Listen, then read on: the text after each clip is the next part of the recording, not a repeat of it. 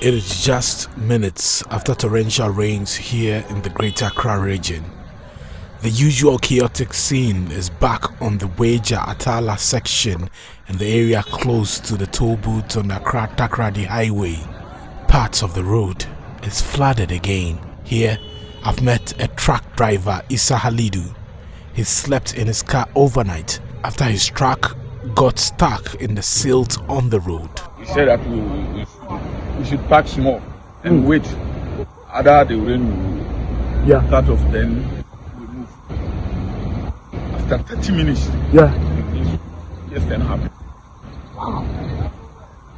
After that, we came back to remove all these things. The issue is a big one, but as I'm saying, since we cannot focus on everything. I have now met a concerned resident, Nana Kwesi Jana Pentin. He's always on the edge anytime he's not at home and he has signs of rain. He's befuddled how a major road like the Accra-Takoradi highway will be left to get flooded anytime it rains without any intervention from city authorities. The experiences people go through here are just horrid. When it rains a little, it just has to drizzle. It brings huge traffic, but that is just the beginning.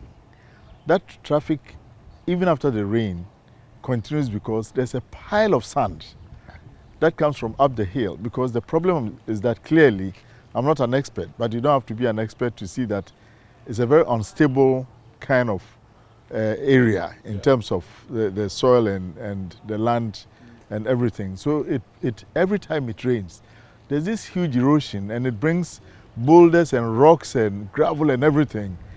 And it takes weeks to clear. So what we suffer on the day of the rain is just the beginning of the story. What is worse is that what people probably don't realize is that this is not a local, just a local issue, a local problem. This road that we are talking about serves as the entry point to Central Region, of course, to the Western Region, to Western North, and of course to Côte d'Ivoire and beyond. And a lot of the economic wealth of this country passes through here to Takoradi Harbour and all those places. But also remember tourism. We've made the Central Region for now the hub of our tourism industry, especially because of the castles and all that. And you do that and still people can't have access and go there. Go to a point where this year, if we don't do anything about it, there will be a complete cut off. And those people, and those of us who live here will simply, for days, cannot move anywhere. Nana Kwesi Jana Pentin wants authorities to deal with the problem. Nana is not the only person concerned about the situation. Stephen Odum's pharmacy is very close to the highway and says the flooding of the area is an age-old problem. He says he has lost medication worth thousands of Ghana cedis as a result of the flood. Well, when it's raining, the place is very terrible. You can't get access to the road. And when it happens like that, virtually there's no business for us here. I mean, people can access our pharmacy. Sometimes the rain even gets to the pharmacy, which is very terrible. And it's a problem that has been there for years. I mean, I've been here for about 13 years, and the problem was there since, and nothing has so far been done about it. It's a big problem for us. It entered my pharmacy, and then some items were destroyed. Oh yes, when it's getting to that time, we have to be prepared. We have to really get prepared. Otherwise, something bad will happen. So we have to make sure that our staffs are on tables and stuff like that, so that when we are not here and it rains, it doesn't damage our staff. Municipal Roads Engineer for the Gassaut Municipal Assembly, Daniel Sowa, says the perennial flooding and dumping of silt on the Weija Atala section and the area close to the Weija toll booth go beyond the assembly, and that the Municipal Assembly cannot be blamed. We realized that, the hill over there has been taken off, the vegetation has been taken off. And because every time it rains, the downpour from the top of the hill washes the sand and put it on the road. will cause a lot of difficulties to the traveling public.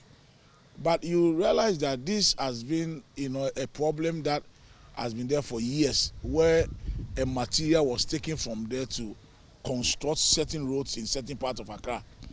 And after that, we need to reinstate what was taken away by way of having the vegetation to come on. Today, as I'm talking to you right now, the issue is like the municipal assembly has given permit for people to build over there. There's no build. When you go up there, you saw there's some building down there, but those ones, there's none of them that consider they have permit to build over there. They are all living there, illegally. And because of the situation has persisted, anytime it rains, the sun, the sun washes from that place and gets to the road. There has been several interventions from several quarters. I remember the last time the road minister came here, we went up there to have a look at the situation, and the committee was formed to bring solution to this. A report was given. Up to today, we are just waiting. If we are now about to implement the report, we'll be waiting. But nothing has been done. And anytime it rains, the blame put at the doorstep of assembly, which the assembly doesn't have a hand in whatever is happening over there. We have spent several monies to get those works done and to clear those activities from there. In any case, that particular stretch of the road belongs to Ghana Highway Authority. There are 3 agencies that work within Ghana. Ghana Highway Authority, Department of Urban Roads, and Department of Federal Roads. And the roads that link between 2 towns are managed by Ghana Highway Authority. So we also sometimes falls on them to have a look at what we need to do and solve the problem once and for all. When we look at the Atala area there, you realize that the sun also comes, from the top of where a place they call Dunkuna. It washes from that place gradually and built up, in between the Melcom, and discharge it at the SEC traffic light and just walk on the road over there. Several interventions has also been done to stop this problem. But you realize that the situation is so big that it goes beyond the assembly. The assembly doesn't have the resources to get those works done.